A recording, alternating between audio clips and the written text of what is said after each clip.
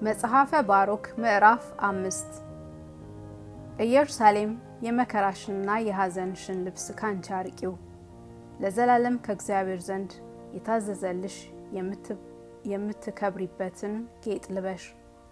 ከእግዚአብሔር ዘንድ የተገኘ የክብር መጎናጸፊያሽን ተጎናጸፊ፣ በእግዚአብሔርም ጌትነት ዘውድሽን በራስሽ ላይ ድፊ አላት።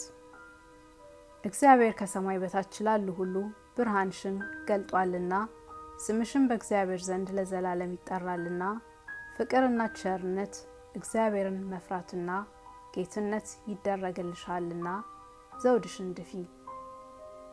ኢየሩሳሌም ተነስተሽ በላይኛው ቦታ ቁሚ፣ ወደ ምስራቅም እይ። ከፀሐይ መግቢያ ጀምሮ እስከ ምስራቅ ድረስ በእግዚአብሔር ቃል ልጆችሽ እንደተሰበሰቡ አስተዊ። እግዚአብሔርንም መፍራት ደስ ይላቸዋል። ካንቺ ተማርከው ሄዱ፣ ጠላቶቻቸውን በእግራቸው ወሰዷቸው።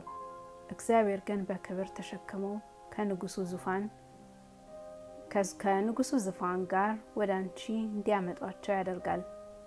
እግዚአብሔርም ረጃጅሞች ተራሮች ሁሉ ይዋረዱ ዘንድ፣ ጎድጓዳውም ሁሉ ይሞላ ዘንድ በእግዚአብሔር ጌትነት እስራኤል ጥርጊያውን ጎዳና እንዲሄድ ምድሩም ይተካከል ዘንድ አዘዘ። በእስራኤል ፈጣሪ በእግዚአብሔር ትእዛዝ በተድላ በደስታ በጌትነቱም ብርሃን በቸርነቱና በይቅርታውም ዛፉ ሁሉ በጎ መዓዛ ያለው እንጨቱም ሁሉ ይጋርዳቸዋል።